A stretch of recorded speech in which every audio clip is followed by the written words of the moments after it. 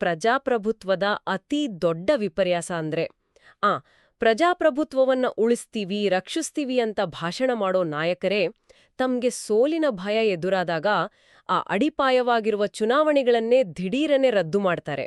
ಹೌದು, ಅಥವಾ ಮುಂದೂಡುತ್ತಾರೆ. ಕರೆಕ್ಟ್. ನಮಸ್ಕಾರ.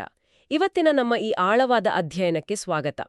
ಇವತ್ತು ನಾವು ಕರ್ನಾಟಕದ ರಾಜಕಾರಣದಲ್ಲಿ ನಡೀತಿರುವ ಒಂದು ಗಂಭೀರವಾದ ಬೆಳವಣಿಗೆಯನ್ನ ಕೈಗೆತ್ಕೊಳ್ತಾ ಇದ್ದೇವೆ. ಅದೇ ಈ ಗ್ರಾಮ ಪಂಚಾಯತ್, ಆಮೇಲೆ ಜಿಲ್ಲಾ ಪಂಚಾಯತ್ ಮತ್ತು ಮಹಾನಗರ ಪಾಲಿಕೆಗಳಂತಹ ಸ್ಥಳೀಯ ಸಂಸ್ಥೆಗಳ ಚುನಾವಣೆಗಳ ನಿರಂತರ ವಿಳಂಬ. ಹೌದು. ಈ ವಿಳಂಬ ಕೇವಲ ಯಾವುದೋ ಒಂದು ಆಡಳಿತಾತ್ಮಕ ತಾಂತ್ರಿಕತೆಯಿಂದ ಆಗ್ತಿಲ್ಲ.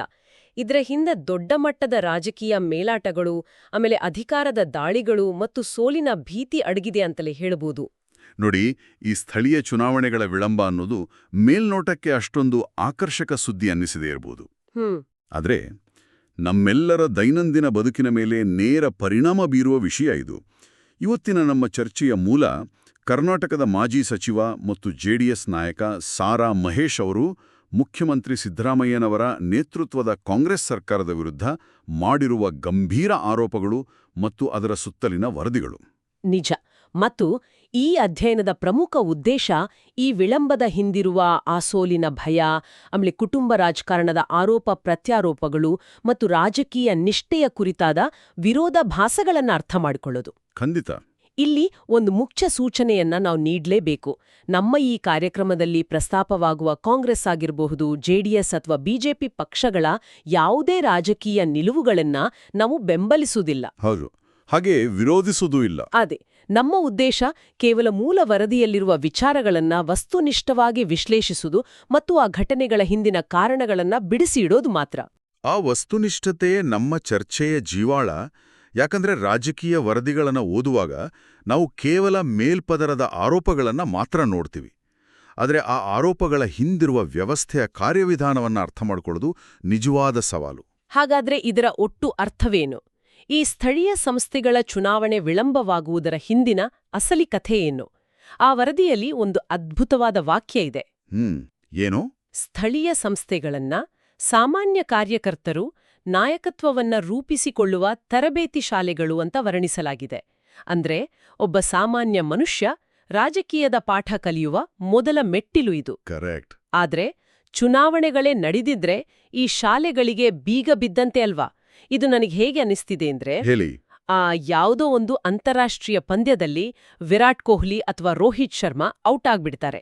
ಇಡೀ ರಾಷ್ಟ್ರೀಯ ಕ್ರಿಕೆಟ್ ತಂಡ ಸೋತ್ಪಡಬಹುದು ಅನ್ನೋ ಭಯವಿಂದ ಆ ಬಿಸಿಸಿಐ ತಳಮಟ್ಟದ ದೇಶೀಯ ರಣಜಿ ಟ್ರೋಫಿ ಪಂದ್ಯಾವಳಿಯನ್ನೇ ಬ್ಯಾನ್ ಮಾಡ್ದಾಗಿದೆ. ಅಡಿಪಾಯವೇ ಇಲ್ಲದೆ ಟಾಪ್ ಆರ್ಡರ್ ಹೇಗೆ ಉಳಿಯುತ್ತೆ? ಆ ಉಪಮೆ ನಿಜಕ್ಕೂ ಪ್ರಸ್ತುತ. ಇಲ್ಲಿನ ಅತ್ಯಂತ ಆಸಕ್ತಿದಾಯಕ ವಿಚಾರ ಅಂದ್ರೆ ಆ ಸ್ಥಳೀಯ ಸಂಸ್ಥೆಗಳ ಮೂಲ ಉದ್ದೇಶ. ನಾವೆಲ್ಲ ಸಾಮಾನ್ಯವಾಗಿ ಅಂದ್ಕೊಳ್ಳೋದು ಈ ಮಹಾನಗರ ಪಾಲಿಕೆ ಅಥವಾ ಪಂಚಾಯತ್ಗಳು ಕೇವಲ ಬೀದಿ ದೀಪ ಹಾಕೋದು, ರಸ್ತೆ ಗುಂಡಿ ಮುಚ್ಚೋದು, ಕಸ ವಿಲೇವಾರಿ ಮಾಡೋದಕ್ಕೆ ಮಾತ್ರ ಸೀಮಿತ ಅಂತ. ಹೌದು, ಸಾಮಾನ್ಯ ಜನರಿಗೆ ಅದೇ ತಾನೇ ಕಾಣೋದು. ಆದರೆ ಸಂವಿಧಾನದ 73ನೇ ಮತ್ತು 74ನೇ ತಿದ್ದುಪಡಿಗಳ ಪ್ರಕಾರ ಇವು ಅಧಿಕಾರ ವಿಕೇಂದ್ರೀಕರಣದ ಅತ್ಯಂತ ಪ್ರಬಲ ಅಸ್ತ್ರಗಳು. ರಾಜ್ಯ ಸರ್ಕಾರದ ಬಜೆಟ್ನ ಒಂದು ದೊಡ್ಡ ಪಾಲು ಈ ಸಂಸ್ಥೆಗಳ ಮೂಲಕವೇ ಹರಿಬೇಕು. ದೆಹಲಿ ಅಥವಾ ಬೆಂಗಳೂರಿನಲ್ಲಿರುವ ಅಧಿಕಾರ ಆ ಹಳ್ಳಿಯ ಕಟ್ಟಕಡೆಯ ಮನುಷ್ಯನಿಗೂ ಸಿಗ್ಬೇಕು ಅನ್ನೋದು ಇದರ ಆಶಯ. ಆದರೆ ಸಾರಾ ಮಹೇಶ್ ಅವರು ಹೇಳುವಂತೆ ಈ ವ್ಯವಸ್ಥೆಯನ್ನ ಈಗ ಸೋಲಿನ ಭಯ ಆವರಿಸಿಕೊಂಡಿದೆ. ಅವರು ಬಳಸಿದ ಪದವೇ ಬಹಳ ಕಟುವಾಗಿದೆ ಗೊತ್ತಾ? ಹೌದು. ನಮಗೆ ಅಧಿಕಾರ ಸಿಗೋದಿಲ್ಲ ಅನ್ನೋ ಭಯದಿಂದ ಚುನಾವಣೆ ಮಾಡದೇ ಇದ್ರೆ ಅದು ಪ್ರಜಾಪ್ರಭುತ್ವದ ಕಗ್ಗೊಲೆ. ಸೋಲು ಗೆಲುವು ಸಾಮಾನ್ಯ ಅನ್ನೋ ಬದ್ಧತೆ ಇದ್ರೆ ಕೂಡಲೇ ಚುನಾವಣೆ ಮಾಡಿ ಅಂತ ಸವಾಲ್ ಹಾಕಿದ್ದಾರೆ. ನಿಜ. ಇಲ್ಲಿ ನಿಜಕ್ಕೂ ಈ ಸೋಲಿನ ಭಯ ಎಲ್ಲಿಂದ ಶುರುವಾಯಿತು? ಈಗ ತಾನೇ ಬಹುಮತ ಪಡೆದು ಬಂದಿರೋ ಸರ್ಕಾರಕ್ಕೆ ಈ ಸ್ಥಳೀಯ ಮಟ್ಟದಲ್ಲಿ ಸೋಲುವ ಭೀತಿ ಯಾಕೆ ಕಾಡ್ತಿದೆ? ಇದನ್ನ ಅರ್ಥ ಮಾಡ್ಕೋಬೇಕು ಅಂದ್ರೆ ನಾವು ರಾಜ್ಯದ ಪ್ರಸ್ತುತ ರಾಜಕೀಯ ಸಮೀಕರಣಗಳನ್ನ, ಅದರಲ್ಲೂ ವಿಶೇಷವಾಗಿ ವಿರೋಧ ಪಕ್ಷಗಳ ಮೈತ್ರಿಯನ್ನ ಬಿಡಿಸ್ನೋಡ್ಬೇಕು. ಓಕೆ.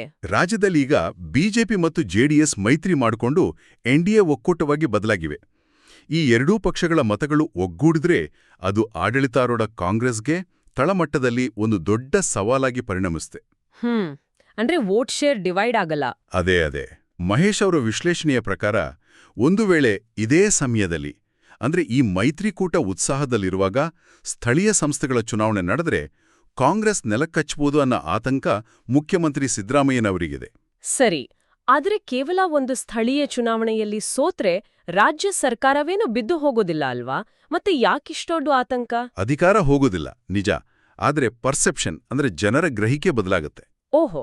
ಆಡಳಿತಾರೂಢ ಪಕ್ಷವೊಂದು ಸ್ಥಳೀಯ ಚುನಾವಣೆಯಲ್ಲಿ ಸೋತ್ರೆ ಅದು ಸರ್ಕಾರದ ಜನಪ್ರಿಯತೆ ಕುಸಿದಿದೆ, ಆಡಳಿತ ವಿರೋಧಿ ಅಲೆ ಶುರುವಾಗಿದೆ ಅನ್ನೋ ಸಂದೇಶವನ್ನ ರವಾನಿಸುತ್ತೆ. ಜೊತೆಗೆ ಮಹೇಶ್ ಅವರು ಒಂದು ಐತಿಹಾಸಿಕ ಹಿನ್ನೆಲೆಯನ್ನು ಇಲ್ಲಿ ನೆನಪಿಸಿದ್ದಾರೆ. ಯಾವುದದು? ಸಿದ್ದರಾಮಯ್ಯ ಅವರು ಈ ಹಿಂದೆ 2013ರಿಂದ 2018ರ ಅವಧಿಯಲ್ಲಿ ಮುಖ್ಯಮಂತ್ರಿಯಾಗಿದ್ದಾಗ ಅವರದೇ ತವರು ಜಿಲ್ಲೆಯಾದ ಮೈಸೂರು ಮಹಾನಗರ ಪಾಲಿಕೆಯಲ್ಲಿ ಕಾಂಗ್ರೆಸ್ಗೆ ಪೂರ್ಣ ಅಧಿಕಾರ ಹಿಡಿಯಲು ಸಾಧ್ಯವಾಗಿರಲಿಲ್ಲ. ಹೌದಲ್ವಾ? ಮುಖ್ಯಮಂತ್ರಿಯಾಗಿ ಇಡೀ ರಾಜ್ಯವನ್ನೇ ಆಳುತ್ತಿದ್ರೂ ಸ್ವಂತೂರಿನ ತಳಮಟ್ಟದ ಚುನಾವಣೆಯಲ್ಲಿ ಮ್ಯಾಜಿಕ್ ನಂಬರ್ ತಲುಪಲು ಆಗಿರಲಿಲ್ಲ. ಅಂದ್ರೆ ಸ್ವಂತ ಭದ್ರಕೋಟೆಯಲ್ಲೇ ಹಿನ್ನಡೆಯಾದರೆ ರಾಷ್ಟ್ರಮಟ್ಟದಲ್ಲಿ ಅಥವಾ ರಾಜ್ಯ ಮಟ್ಟದಲ್ಲಿ ನಾಯಕರ ವರ್ಚಸ್ಸಿಗೆ ಧಕ್ಕೆ ಆಗುತ್ತೆ ಅನ್ನೋ ಲೆಕ್ಕಾಚಾರ. ನಿಖರವಾಗಿ ಆ ಇತಿಹಾಸ ಈಗ ಅಂದ್ರೆ ಜೆಡಿಎಸ್ ಮತ್ತು ಬಿಜೆಪಿ ಒಂದಾಗಿರುವ ಈ ಹೊತ್ತಿನಲ್ಲಿ ಮತ್ತೆ ಮರುಕಳಿಸಬಹುದು ಅನ್ನೋ ಎಚ್ಚರಿಕೆ ಕಾಂಗ್ರೆಸ್ ನಾಯಕರಿಗೆ ಇರಬಹುದು. ಆ ರಿಸ್ಕ್ ತೆಗೆದುಕೊಳ್ಳಲು ಅವರು ಸಿದ್ಧರಿಲ್ಲ. ಆದ್ದರಿಂದ ಚುನಾವಣೆಗಳನ್ನು ಮುಂದೂಡಿಸಲೇ ಇರೋದು ಅವರಿಗೆ ರಾಜಕೀಯವಾಗಿ ಸೇಫ್ ಎನಿಸಿರಬಹುದು. ಸರಿ, ಇದನ್ನ ಸ್ವಲ್ಪ ಬಿಡ್ಸಿ ನೋಡೋಣ. ಇದು ಕೇವಲ ಸೋಲಿನ ಭಯದ ವಿಚಾರಕ್ಕೆ ಮಾತ್ರ ಸೀಮಿತವಾಗಿಲ್ಲ. ಈ ವರದಿಯಲ್ಲಿ ಮತ್ತೊಂದು ಅತ್ಯಂತ ಗಂಭೀರವಾದ ಆರೋಪ ಇದೆ. ತಮ್ಮನ್ನ ತಾವು ಸಮಾಜವಾದಿ ಅಂತ ಕರೆದುಕೊಳ್ಳುವ ಸಿದ್ದರಾಮಯ್ಯನವರು ವಾಸ್ತವದಲ್ಲಿ ಅಧಿಕಾರವನ್ನ ಕೇವಲ ತಮ್ಮ ಕುಟುಂಬದ ಸುತ್ತಲೇ ಕೇಂದ್ರೀಕರಿಸುತ್ತಿದ್ದಾರೆ ಅಂತ ಮಹೇಶ್ ಟೀಕಿಸಿದ್ದಾರೆ. ಹೌದು. ಸೈದ್ಧಾಂತಿಕವಾಗಿ ಸಮಾಜವಾದ ಅಂದ್ರೆ ಅಧಿಕಾರ ಮತ್ತು ಸಂಪತ್ತಿನ ಸಮಾನ ಹಂಚಿಕೆ. ಆದ್ರೆ ಆಚರಣೆಯಲ್ಲಿ ನಡೀತಿರೋದು ಪಕ್ಕಾ ಕುಟುಂಬ ರಾಜಕಾರಣ ಅನ್ನೋದು ಇಲ್ಲಿನ ವಾದ. ಇದು ಒಂದು ಬಹಳ ಮುಖ್ಯವಾದ ಪ್ರಶ್ನೆಯನ್ನ ಹುಟ್ಟಾಕುತ್ತೆ. ರಾಜಕೀಯದಲ್ಲಿ ಈ ಸೈದ್ಧಾಂತಿಕ ಹಣೆಪಟ್ಟಿಗಳಿಗೂ ಮತ್ತು ವಾಸ್ತವಿಕ ರಾಜಕಾರಣದಲ್ಲಿನ ಅಧಿಕಾರ ಹಂಚಿಕೆಗೂ ಇರುವ ಅಂತರ ಎಷ್ಟು ದೊಡ್ಡದು ಅನ್ನೋದನ್ನ ಇದು ಎತ್ತಿ ತೋರಿಸುತ್ತೆ. ನೀವು ಸಮಾಜವಾದದ ಬಗ್ಗೆ ಭಾಷಣ ಮಾಡಬಹುದು, ಆದರೆ ಅಧಿಕಾರದ ಕುರ್ಚಿ ಖಾಲಿಯಾದಾಗ ಅದನ್ನ ಯಾರಿಗೆ ಕೊಡ್ತೀರಿ ಅನ್ನೋದು ನಿಮ್ಮ ನಿಜವಾದ ಸಿದ್ಧಾಂತವನ್ನ ನಿರ್ಧರಿಸುತ್ತೆ. ಖಂಡಿತ. ಮತ್ತು ಸಾರಾ ಮಹೇಶ್ ಅವರು ಕೇವಲ ಗಾಳಿಯಲ್ಲಿ ಗುಂಡು ಹಾರಿಸಿಲ್ಲ. ಬದಲಾಗಿ ಮುಖ್ಯಮಂತ್ರಿಗಳ ಪುತ್ರ ಡಾ ಯತೀಂದ್ರ ಅವರ ರಾಜಕೀಯ ಏಳಿಗೆಯ ನಿರ್ದಿಷ್ಟ ವಿವರಗಳನ್ನೇ ತೆರೆದಿಟ್ಟಿದ್ದಾರೆ. ಹೌದು, ಆ ಟೈಮ್ಲೈನ್ ಬಹಳ ಆಸಕ್ತಿದಾಯಕ. ನೋಡಿ, ಯತೀಂದ್ರ ಅವರು ಮೊದಲು ಆಶ್ರಯ ಸಮಿತಿ ಸದಸ್ಯರಾಗ್ತಾರೆ, ನಂತರ ವಿಧಾನ ಪರಿಷತ್ ಸದಸ್ಯರಾಗ್ತಾರೆ, MLC ಆಗ್ತಾರೆ. ಅಲ್ಲಿಂದ ಮುಂದೆ ಬೆಂಗಳೂರು ಅಭಿವೃದ್ಧಿ ಪ್ರಾಧಿಕಾರದ ಅಂದ್ರೆ BDA ಸದಸ್ಯ ಸ್ಥಾನ ಪಡೆಯಲು ತಮ್ಮ ಹೆಸರನ್ನ ಮೈಸೂರಿನ ಮತದಾರರ ಪಟ್ಟಿಯಿಂದ ಬೆಂಗಳೂರಿಗೆ ವರ್ಗಾಯಿಸ್ಕೊಳ್ತಾರೆ. ಈ ಪ್ರಕ್ರಿಯೆಯನ್ನ ನಾವು ಸ್ವಲ್ಪ ಸೂಕ್ಷ್ಮವಾಗಿ ಗಮನಿಸಬೇಕು. ಹೌದು, ಇದು ಕೇವಲ ಒಂದು ವಿಳಾಸ ಬದಲಾವಣೆಯ ವಿಚಾರ ಖಂಡಿತ ಅಲ್ಲ. ಅದೇ, ಸಾಮಾನ್ಯ ಜನರಿಗೆ ಇದು ಕೇವಲ ಒಂದು ಸರ್ಕಾರಿ ಪ್ರಕ್ರಿಯೆ ಅನ್ಬಹುದು. ಆದ್ರೆ ಇಲ್ಲಿನ ತಾಂತ್ರಿಕತೆಯನ್ನ ಗಮನಿಸಿ. BDA ಅನ್ನೋದು ಕೇವಲ ಒಂದು ಸಾಮಾನ್ಯ ಸಮಿತಿ ಅಲ್ಲ. ಇದು ಸಿಲಿಕಾನ್ ಸಿಟಿ ಬೆಂಗಳೂರಿನ ಸಾವಿರಾರು ಕೋಟಿ ರೂಪಾಯಿಗಳ ಬಜೆಟ್, ಆಮೇಲೆ ಭೂಮಿ ಮತ್ತು ಬೃಹತ್ ಯೋಜನೆಗಳನ್ನ ನಿರ್ವಹಿಸುವ ಅತ್ಯಂತ ಪ್ರಬಲ ಸಂಸ್ಥೆ. ಅಲ್ಲಿ ಸ್ಥಾನ ಸಿಗಬೇಕು ಅಂದ್ರೆ ನಿಯಮಗಳ ಪ್ರಕಾರ ಆ ವ್ಯಕ್ತಿ ಆ ನಗರದ ವ್ಯಾಪ್ತಿಯ ನಿವಾಸಿಯಾಗಿರ್ಬೇಕು. ಕರೆಕ್ಟ್. ಹಾಗಾಗಿ ಮೈಸೂರಿನಿಂದ ದಿಢೀರ್ನೆ ಮತದಾರರ ಪಟ್ಟಿಯ ವಿಳಾಸ ಬೆಂಗಳೂರಿಗೆ ಬದಲಾಗತ್ತೆ. ಇದು ವ್ಯವಸ್ಥೆಯ ನಿಯಮಗಳನ್ನ ತಮ್ಮ ಅಧಿಕಾರದ ಬಲದಿಂದ ತಮಗೆ ಬೇಕಾದಂತೆ ಬಗ್ಗಿಸುವ ತಂತ್ರಗಾರಿಕೆ ಅಲ್ವಾ? ವಾಸ್ತವಿಕವಾಗಿ ನೋಡಿದ್ರೆ ಇದು ಕಾನೂನುಬದ್ಧ ಪ್ರಕ್ರಿಯೆಯೇ. ಯಾರಾದರೂ ಎಲ್ಲಿಗೆ ಬೇಕಾದರೂ ವಿಳಾಸ ಬದಲಾಯಿಸಿಕೊಳ್ಳಬಹುದು. ಆದರೆ ನೈತಿಕವಾಗಿ ಮತ್ತು ರಾಜಕೀಯವಾಗಿ ಇದು ಎತ್ತುವ ಪ್ರಶ್ನೆಗಳು ದೊಡ್ಡವು. ನಿಜ. ಸಮಾಜವಾದಿ ಅಂತ ಹೇಳಿಕೊಳ್ಳುವ ನಾಯಕರು ಇಂತಹ ಪ್ರಬಲ ಸಂಸ್ಥೆಗಳ ಸ್ಥಾನಗಳನ್ನ ಕೇವಲ ತಮ್ಮ ಮಗನಿಗೇ ಯಾಕೆ ನೀಡಬೇಕು? ಇದು ಮಹೇಶ್ ಅವರ ನೇರ ಪ್ರಶ್ನೆ. ಅದೇ ನನ್ನ ತಲೆಯಲ್ಲಿ ಓಡುತ್ತಿರೋ ಪ್ರಶ್ನೆಯೂ ಅದೇ. ವರ್ಷಗಟ್ಲೆ ಪಕ್ಷಕ್ಕಾಗಿ ದುಡಿದ ಸಾಮಾನ್ಯ ಕಾರ್ಯಕರ್ತರಿಗೆ ಯಾಕೆ ಈ ಅವಕಾಶಗಳನ್ನ ನೀಡುತ್ತಿಲ್ಲ? ಈಗ ಊಹಿಸ್ಕೊಳ್ಳಿ, ಹಗಲಿರುಳು ಪಕ್ಷದ ಬಾವುಟ ಹಿಡಿದು ಪೋಸ್ಟರ್ ಅಂಟಿಸಿ ಪೊಲೀಸರಿಂದ ಲಾಠಿಯೇಟು ತಿಂದು ಓಡಾಡುವ ಒಬ್ಬ ಸಾಮಾನ್ಯ ಕಾರ್ಯಕರ್ತ ಇರ್ತಾನೆ. ಆತನಿಗೆ ಮಂತ್ರಿಯಾಗುವ ಕನಸೇನೂ ಇರೋದಿಲ್ಲ. ಬದಲಾಗಿ ಕನಿಷ್ಠ ಒಂದು ಜಿಲ್ಲಾ ಪಂಚಾಯತ್ ಅಥವಾ ಮಹಾನಗರ ಪಾಲಿಕೆಯ ಸದಸ್ಯನಾಗಬೇಕು, ತನ್ನ ವಾರ್ಡ್ನ ನಾಯಕನಾಗಬೇಕು ಅನ್ನೋ ಸಣ್ಣ ಕನಸಿರುತ್ತೆ. ಖಂಡಿತ. ಆದ್ರೆ ಇಲ್ಲಿ ಚುನಾವಣೆಗಳೇ ನಡೀತಿಲ್ಲ.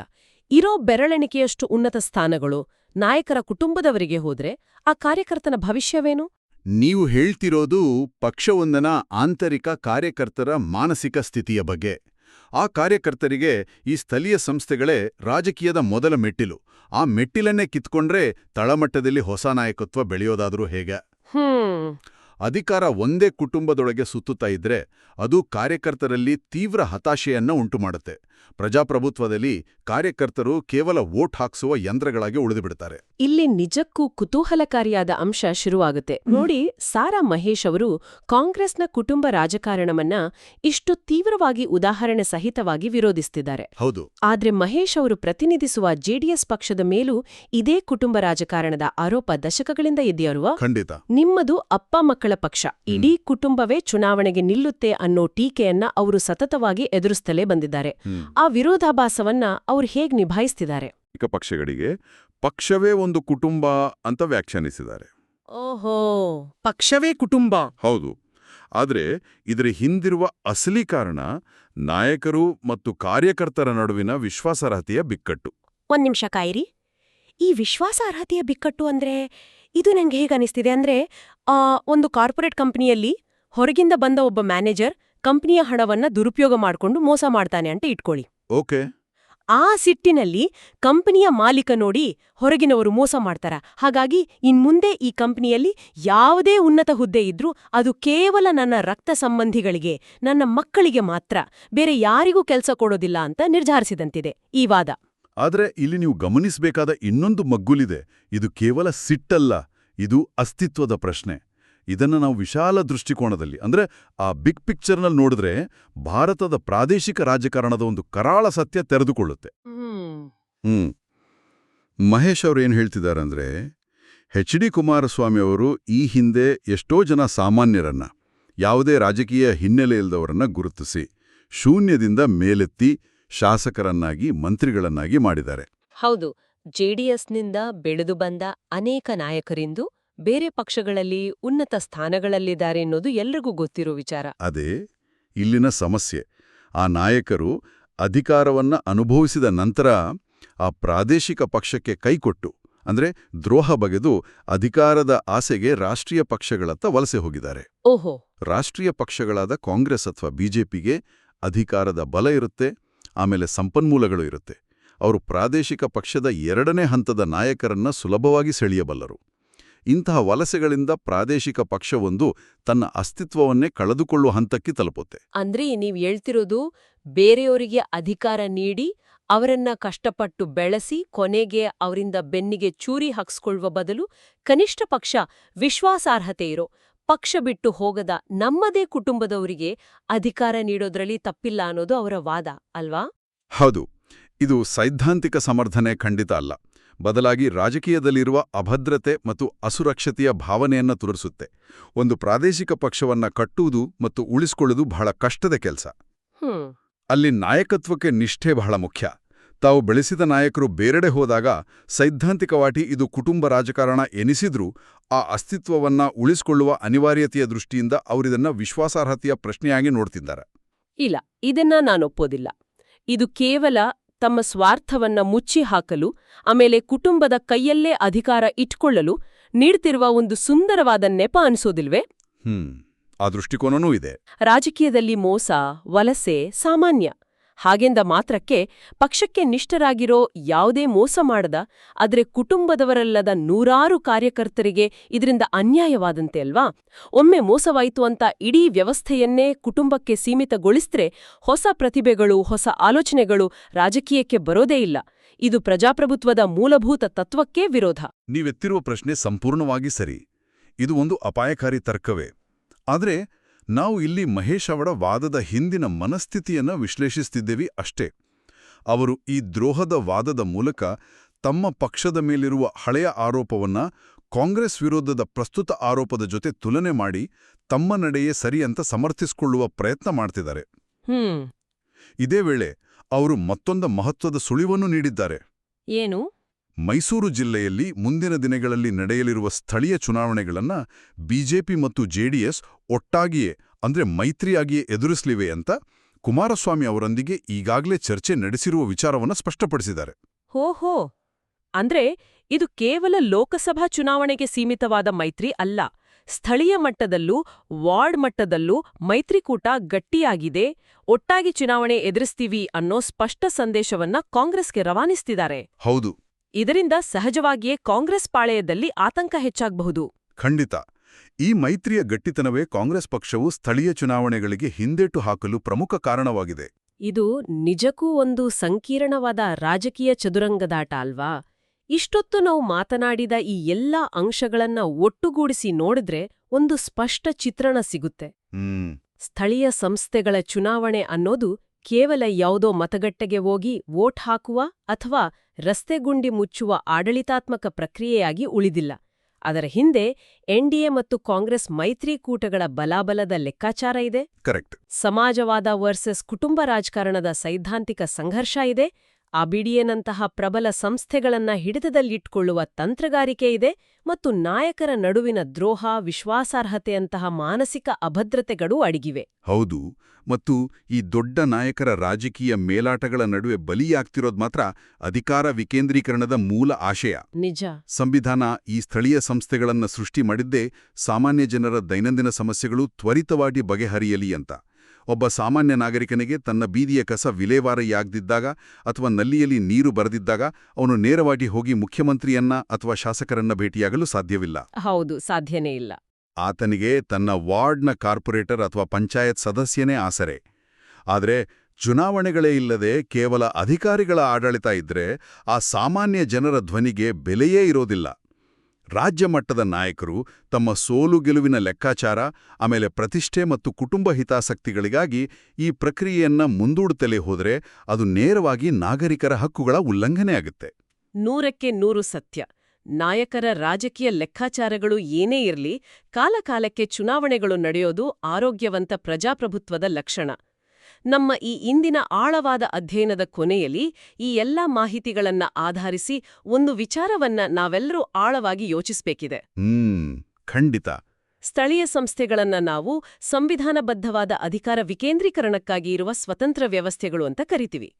ಆದರೆ ಆ ಚುನಾವಣೆಗಳನ್ನ ನಡೆಸಬೇಕೇ ಅಥವಾ ಬೇಡವೇ ಅನ್ನೋದನ್ನ ಈಗ ಕೇವಲ ರಾಜ್ಯಮಟ್ಟದ ನಾಯಕರ ಪ್ರತಿಷ್ಠೆ, ಅವರ ಮೈತ್ರಿಕೂಟಗಳ ಸೋಲುಗೆಲುವಿನ ಲೆಕ್ಕಾಚಾರಗಳು ನಿರ್ಧರಿಸ್ತಿವೆ ಅಂದ್ರೆ ನಿಜಕ್ಕೂ ಈ ಸ್ಥಳೀಯ ಸಂಸ್ಥೆಗಳಿಗೆ ತಮ್ಮದೇ ಆದ ಸ್ವತಂತ್ರ ಅಸ್ತಿತ್ವ ಇದೆಯಾ, ಅಥವಾ ಇವು ಕೇವಲ ರಾಜ್ಯಮಟ್ಟದ ನಾಯಕರ ಪ್ರತಿಷ್ಠೆಯ ಆಟದಲ್ಲಿ ಅವರ ಕೈಗೊಂಬೆಗಳಾಗಿ, ಮೇಲಾಟದ ದಾಳಗಳಾಗಿ ಮಾತ್ರ ಉಳಿದಿವೆಯಾ?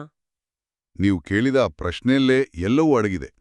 ಕಟ್ಟಡದ ಮೇಲಿರುವವರು ಅಡಿಪಾಯ ತಮ್ಗೆ ಬೇಕಾದಾಗ ಮಾತ್ರ ಗಟ್ಟಿಯಾಗಿರಲಿ, ತಮ್ಗೆ ಲಾಭವಿಲ್ಲದಿದ್ದಾಗ ಅದು ಅಲುಗಾಡ್ಲಿ ಅಂತ ನಿರ್ಧರಿಸುವಂತಿದೆ ಇಂದಿನ ವ್ಯವಸ್ಥೆ. ಅದ್ಭುತವಾದ ಆದ್ರೆ ಕೊಂಚ ಕಳವಳಕಾರಿಯಾದ ಚಿಂತನೆಯೊಂದಿಗೆ ನಮ್ಮ ಇಂದಿನ ಈ ಆಳವಾದ ಅಧ್ಯಯನವನ್ನ ಮುಗಿಸೋಣ. ಈ ರಾಜಕೀಯ ಮೇಲಾಟಗಳು, ಸೈದ್ಧಾಂತಿಕ ಸಮರ್ಥನೆಗಳು ಮತ್ತು ಸೋಲಿನ ಭೀತಿಗಳ ನಡುವೆ ಸಾಮಾನ್ಯ ಮತದಾರನ ಹಕ್ಕಾದ ಸ್ಥಳೀಯ ಚುನಾವಣೆಗಳು ಕೊನೆಗೂ ಯಾವಾಗ ನಡೀತವೆ ಅನ್ನೋದನ್ನ ನಾವೆಲ್ಲರೂ ಕಾದು ನೋಡಬೇಕಿದೆ. ಮುಂದಿನ ಬಾರಿ ಮತ್ತೊಂದು ಕುತೂಹಲಕಾರಿ ವಿಷಯದೊಂದಿಗೆ ಸಿಗೋಣ. ಅಲ್ಲಿಯವರೆಗೆ ನಮಸ್ಕಾರ.